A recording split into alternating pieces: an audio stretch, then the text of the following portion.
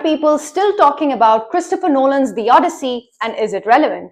Hello viewers, this is Amne from Amne Samne, and welcome to my series called InfoViews with Kefiyat, where we break down a story with part information and part review. If you're just someone contemplating whether or not to watch The Odyssey, Nolan's latest magnum opus, or if you have watched it recently, or even if you don't have any interest in the film or Homer's epic poem, this InfoView can still be of value to you.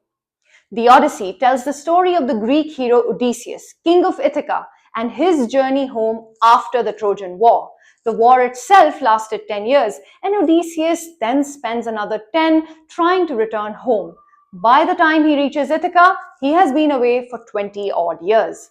While Odysseus struggles to return, his wife Penelope remains faithful despite pressure from over 100 suitors who believe Odysseus is dead and want to marry her just to become king. Their son, Telemachus, now a young man, begins searching for his father. The Odyssey and the Iliad are two great ancient Greek epic poems attributed to Homer. The Odyssey, presumably written as a sequel to the Iliad, is among the oldest surviving works of Western literature that has shaped storytelling for over 3,000 years. It was originally composed for oral performance by traveling bards. Nolan's meandering adaptation of Homer's poem is centered on memory, war, and homecoming. At 172 minutes, the film is one of Nolan's most ambitious works, marrying mythological spectacle with his trademark non-linear style of storytelling. Homer himself uses flashbacks, but Nolan leans much further into fragmented chronology. Events from the Trojan War, the voyage, and Odysseus' homecoming are interwoven, requiring the audience to assemble the timeline as the film progresses. Some food for thought. The story raises questions about how Western civilization has treated and is currently treating the world, particularly Commonwealth nations. Nolan's film is an adaptation, not a literal translation. He keeps the core story but changes the emphasis, pacing, and structure to suit a more cinematic, modern audience. The contemporary American accents and colloquial slang like mom might throw you off a bit, but Nolan says this is to keep characters relatable. Women don't really have a lot to do in the film, as with most of Nolan's filmography, but one of the most interesting sequences in the film is with Samantha Morton playing Circe, who turns away Odysseus' hungry, famished men into swines, and Anne Hathaway's dialogue as Penelope, who tells her son Telemachus, played by Tom Holland, how she has been safeguarding the throne for 2 decades, but will never be considered for the position of ruler for Ithaca. Now, does that ring a bell or what? This is the first feature to be shot entirely on IMAX film cameras. And why is that significant? Because Nolan used over 2 million feet of 70 mm celluloid film to shoot The Odyssey. There are only 8 IMAX cameras in the world, none of which are for sale.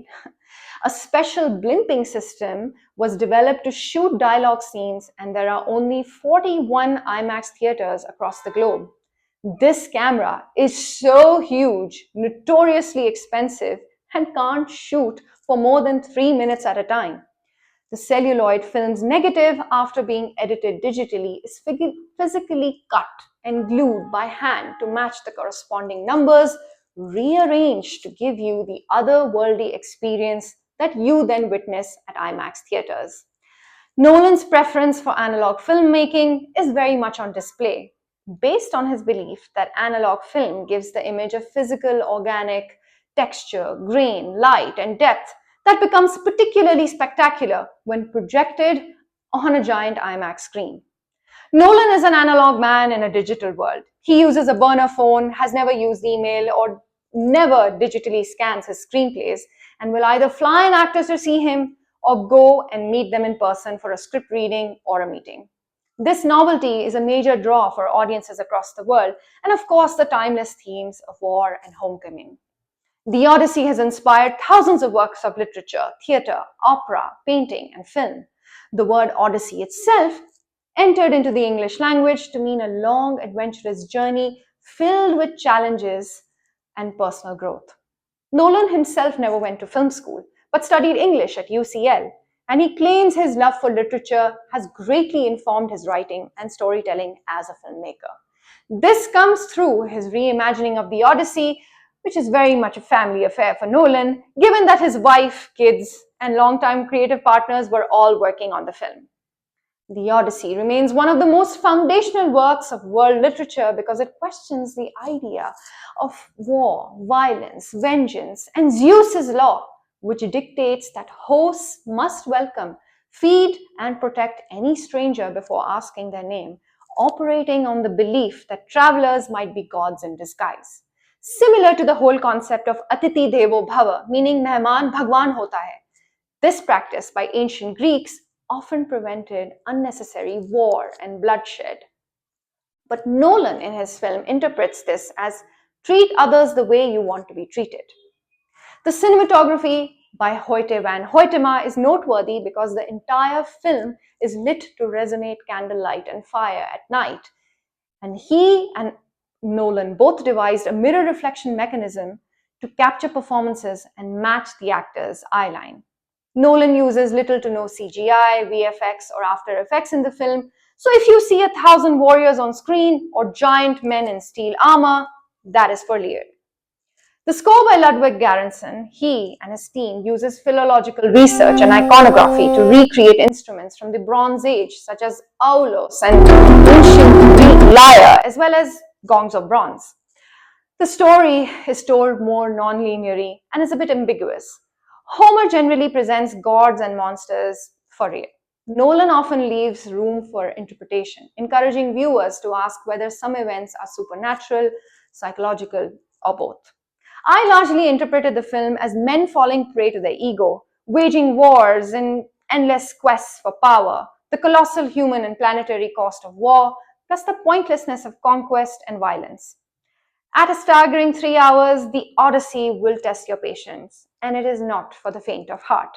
It may prove to be a delight for cinephiles, but otherwise, if you're just another person with little to no appetite for war films, this InfoView should be enough to make you look cool before your friends or start a smart conversation.